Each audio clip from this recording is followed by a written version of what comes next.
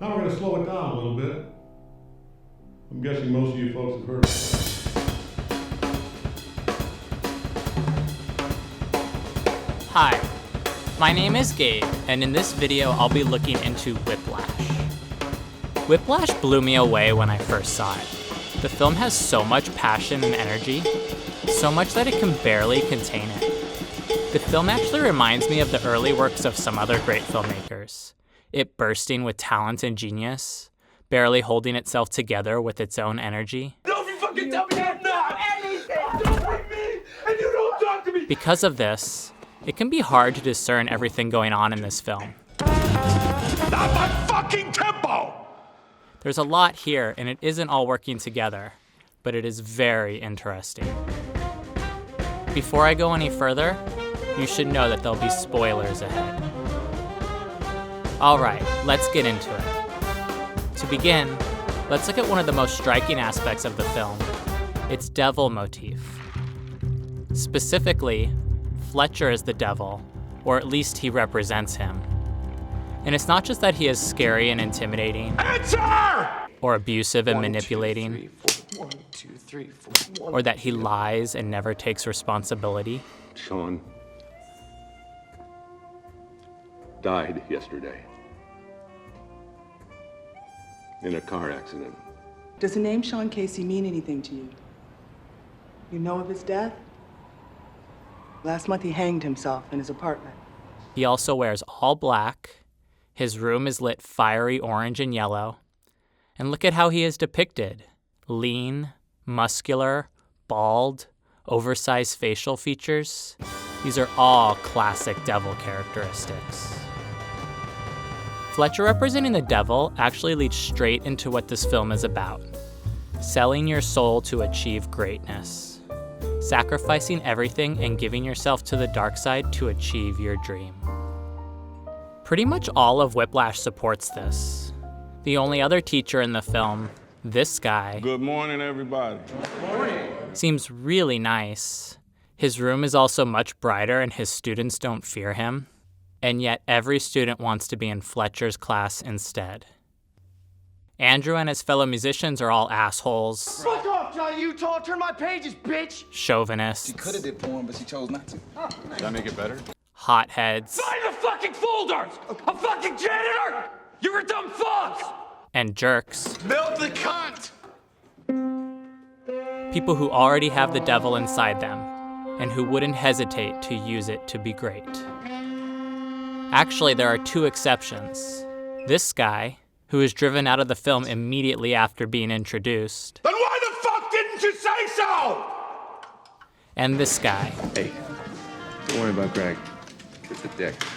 who the whole film it is implied he doesn't belong. Am I late? Perfect timing. As for the non-musician characters, Nicole is super sweet, supportive of Andrew and actually connecting with him, something no one else but Fletcher does. But unlike Fletcher, Andrew has no problem kicking Nicole to the curb. And when I did see you, you treat me like shit because I'm just some girl who doesn't know what she wants, and you have a path, and you're going to be great, and I'm going to be forgotten, and therefore you won't be able to give me the time of day because you have bigger things to pursue. That's exactly my point. Andrew's dad is also nice and caring, and even if he doesn't understand his son, he still shows up to support him. But even so, it is implied that Andrew leaves him too, What are you doing? becoming one with the devil and finding a new father figure in him. This message, that to succeed, one must sacrifice everything and give yourself to the devil, is a strange one, and one that is disproved by many successful people who didn't ruin their lives to achieve greatness. This message is particularly strange because Chazelle doesn't even believe it. He's actually stated that this film takes things to an extreme he doesn't condone. Add to this that the film is so raw and personal, Chazelle putting himself into it seemingly with every fiber of his being, and the message becomes even stranger still. But despite this, every time the film could have gone in a different direction, it didn't. Fletcher could have tried to help Andrew in the end, or at least not sabotage him. Nicole could have come back, or they could have never broken up in the first place. Andrew's dad could have been more supportive when Andrew was being dismissed and condescended towards. Well, I'm so glad you figured it out. It's a nasty business, I am sure. And also when he was confronting giving up on his dream. And actually, it's simpler than all this.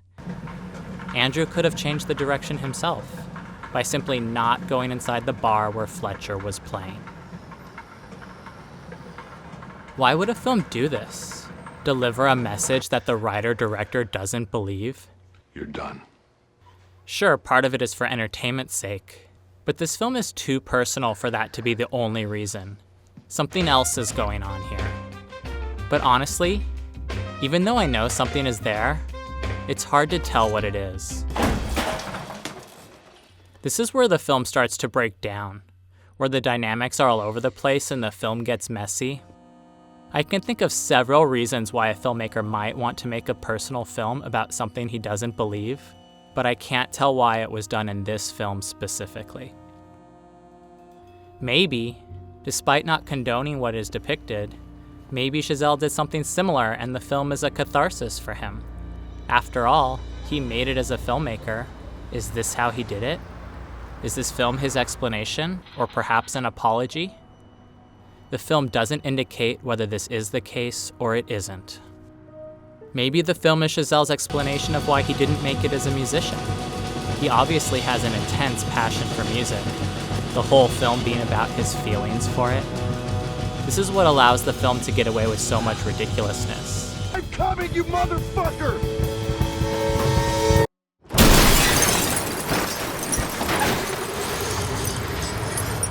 The moments may be ridiculous, but the feelings behind them are honest and deep.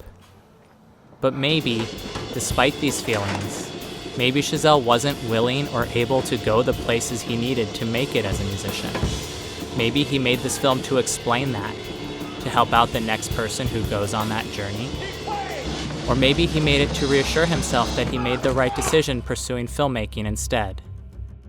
Again, if this is the case, the film doesn't say it. There are many other possible explanations, but none have any evidence in the actual filmmaking. Because of this, I suspect what's really going on is something else entirely. My guess is that Chazelle wasn't concerned about making the dynamics fit. I think he simply focused on telling the most exciting story he could, and pouring himself into it was an uncontrolled result of how he did that. This level is a mess because the film isn't really operating on it. It reaches it, but not in a controlled and deliberate manner. It wouldn't be the first time a great filmmaker did this, feeling their way through a film, making something powerful without knowing exactly what they're making. Reaching this layer at all is impressive. Reaching it in a controlled, deliberate, and powerful fashion, that's how masterpieces are made. Because of this, I don't think Whiplash is a masterpiece, its deepest levels being too uncontrolled and messy. But even so, I still think this film is amazing. To even reach the level Whiplash does, giving us a glimpse into Chazelle's soul, whatever that is, with so much rawness and honesty, him putting himself out there for all of us to see, this is really hard to do. And even though it's not all there, I still think Chazelle did it phenomenally. You can feel it, and that alone is an impressive feat. And if he can continue to do this while also locking in the dynamics, ensuring everything works together in a deliberate and controlled way, like the filmmakers at the beginning of this video went on to do, then Chazelle has masterpieces in his future. I think he can do it, and I can't wait to see them.